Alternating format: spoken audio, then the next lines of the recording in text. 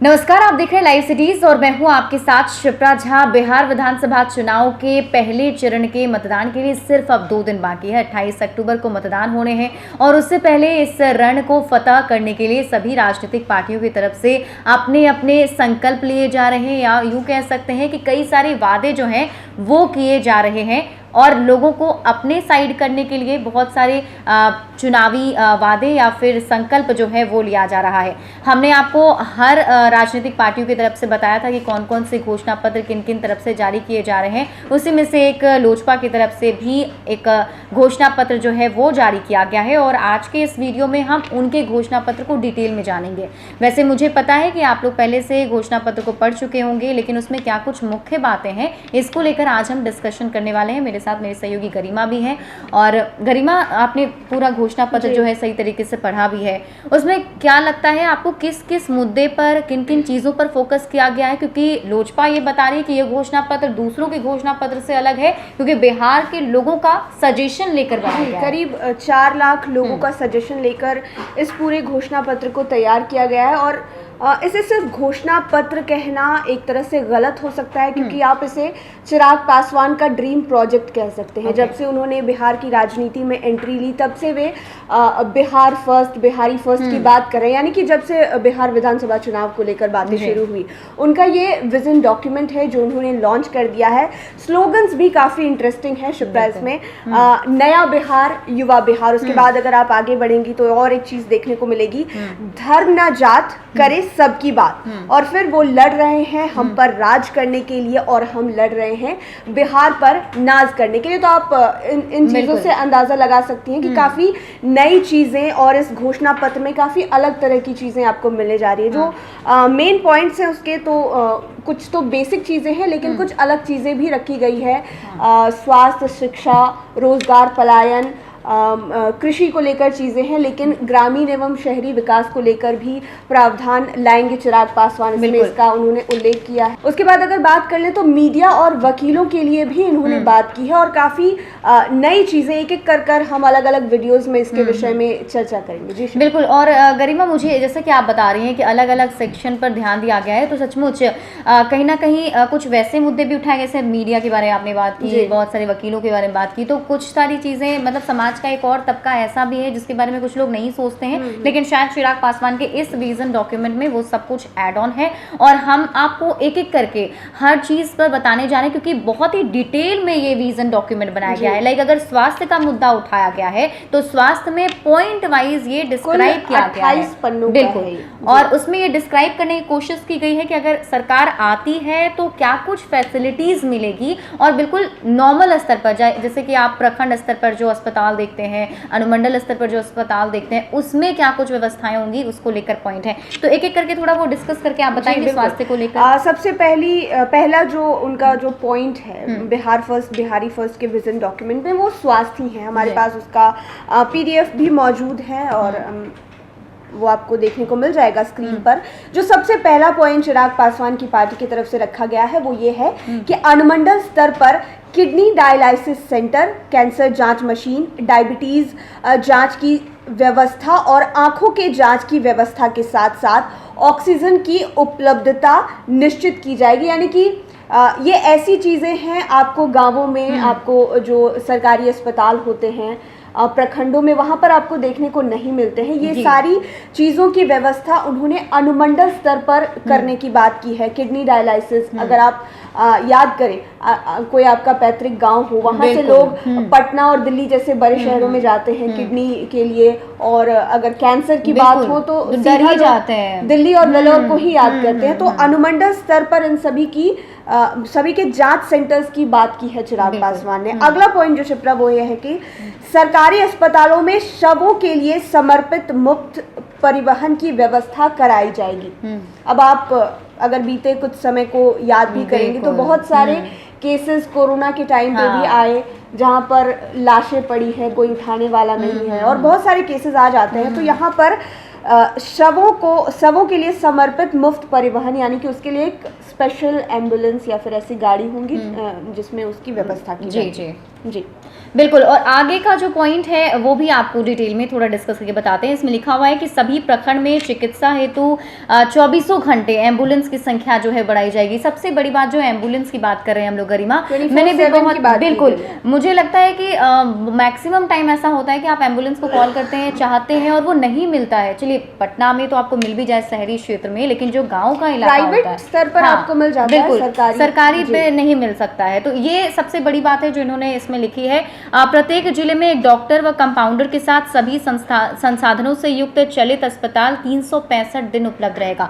सबसे बड़ी बात है मुझे लगता है, क्योंकि डॉक्टर अवेलेबल रहते ही नहीं है। अगर आप देखिए कोई भी पीएचसी में जाइए, रनिंग हॉस्पिटल की बात की है 365 डेज, यानी कि हर समय आपको स्वास्थ्य सुविधा मिलेगी। चिराग पासवान ये दावा कर रहे हैं। जी आगे लिखते हैं कि सभी सरकारी अस्पतालों में जरूरतमंदों को मुफ्त दवा की व्यवस्था एवं वितरण में हो रहे घपलेबाजी को दूर करने के लिए स्वास्थ्य विभाग शिकायत निवारण हेतु टोल फ्री नंबर जारी करेगा, ताकि सरकार ये सुनिश्चित कर पाए कि सभी दवा मौजूद है और निःशुल्क वितरण हो रहा है। ये भी खास पॉइंट है मुझे लगता है गरिमा, क्योंकि देखिए मैक्सिमम टाइम ऐसा होता है कि डॉक्टर ने आपको देख लिया, आप लिस्ट ले लिए और बाहर गए और दवाई भी नहीं मिलती है। शिप्रा, सिर्फ ये चीज स्वास्थ्य को लेकर नहीं, बहुत सारी योजनाएं होती हैं जो सरकार या आपके मुख्यमंत्री या प्रधानमंत्री के द्वारा पास कर दी जाती है, लेकिन जनता को ये चीजें मिल रही है या नहीं मिल रही है, इस बात की मॉनिटरिंग नहीं हो पाती है, जिसके लिए ये जो चीज है टोल फ्री नंबर वाली चीज, ये बहुत जरूरी है। लेकिन इस पर भी बहुत ज्यादा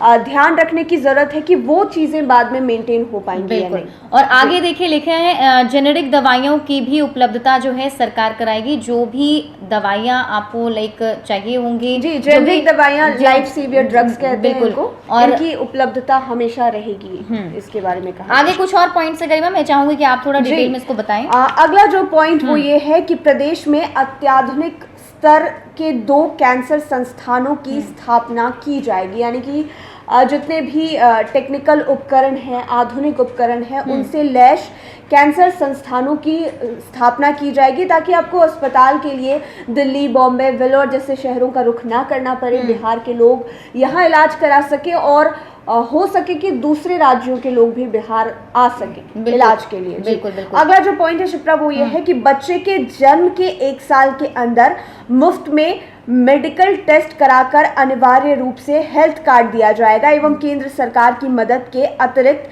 2.5 लाख रुपए तक की मदद प्रदेश सरकार की तरफ से की जाएगी। तो ये जो पॉइंट है वो उन लोगों के लिए है, आप आजकल ध्यान देते होंगे कि बच्चे जब जन्म लेते हैं उसके बाद ही काफ़ी कमज़ोर हो जाते हैं, या फिर उन्हें तुरंत ही हेल्थ सर्विसेज की ज़रूरत पड़ जाती है, और जो थोड़े से पुअर फैमिली से, थोड़े से वीकर फैमिली से आते हैं, उनको बहुत ज़्यादा प्रॉब्लम हो जाती है। तो इसके लिए ये प्रावधान लाया जाएगा चिराग पासवान की तरफ से, जहां पर केंद्र सरकार की मदद से 2.5 लाख रुपए तक की मदद की जाएगी बच्चे के 1 साल के अंदर, जो कि काफ़ी क्रिटिकल समय होता है उनके लिए। बिल्कुल।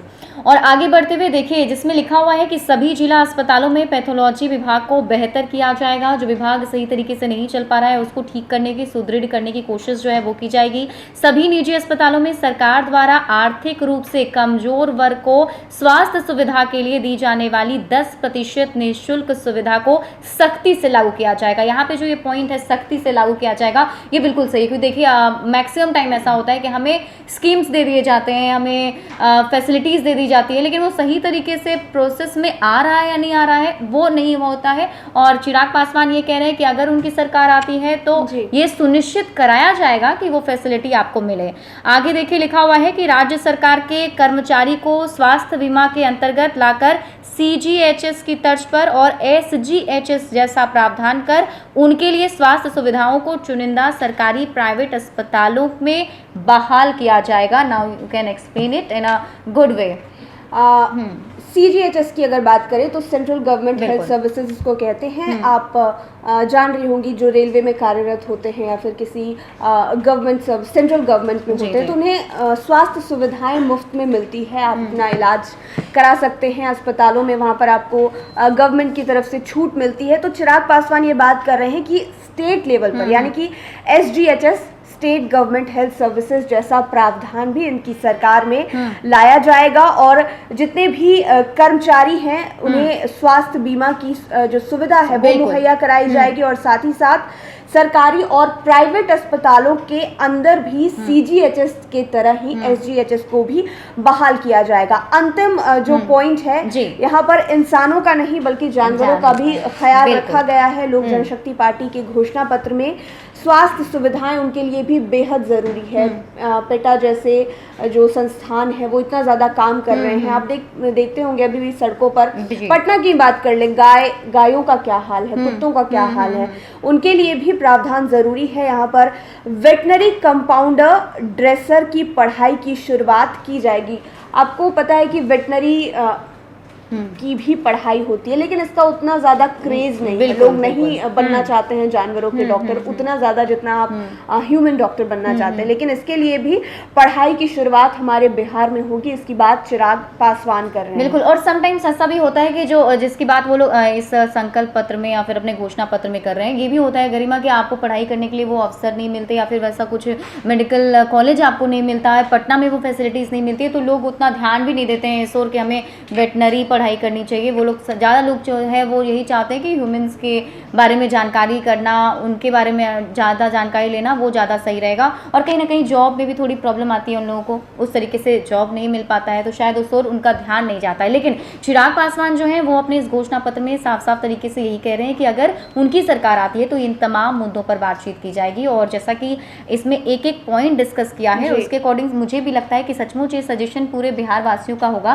क्योंकि उतने नीचे स्तर तक जाकर सोचना, क्योंकि ऊपर ऊपर तो बहुत कुछ पता चलता है कि हमने ये कर दिया वो कर दिया, लेकिन नीचे स्तर पर वो लोगों को मिल रहा है नहीं मिल रहा है, तो उसकी जानकारी शायद इन लोगों ने जुटाने की कोशिश की कि उसमें क्या कुछ कमी आ रही है और कहाँ कमी आ रही है, जिसको ठीक करने की कोशिश की जा रही है। एक एक पॉइंट को पढ़ने के बाद अब सच में लगता है कि ये जो डॉक्यूमेंट बनाया गया है वो सच में 4 लाख बिहार के लोगों से पूछ कर, क्योंकि यहाँ पर अनुमंडल की बात हो रही है, जिला के स्वास्थ्य व्यवस्था की बात हो रही है, जानवरों के इलाज की बात हो रही है, उसके डॉक्टरों की पढ़ाई की बात हो रही है, उसके बाद कैंसर और किडनी की बीमारी के लिए भी जो स्वास्थ्य सेवाएं हैं या फिर जांच सेंटर है उसके लिए व्यवस्था की बात हो रही है। तो आप ये स्पष्ट है कि बहुत ही बेसिक लेवल तक जाकर के उन्होंने गए होंगे और वहां से जानकारी जरूर मिली होगी कि वही लोग जो सफर करते हैं वही लोग बता सकते हैं कि आखिर उनके साथ क्या कुछ समस्या आ रही है और कैसे कुछ। और फिलहाल जो कोरोना के टाइम में हमने अस्पतालों की स्थिति देखी उसमें तो साफ लग रहा था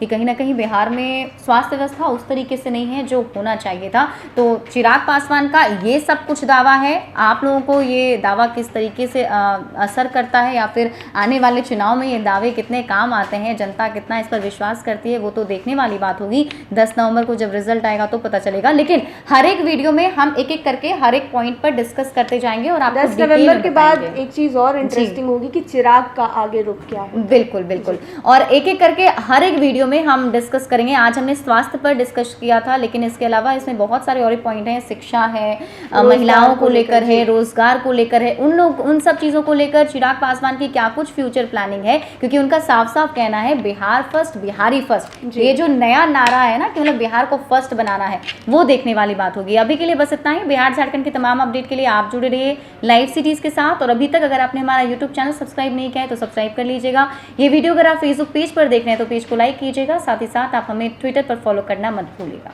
धन्यवाद।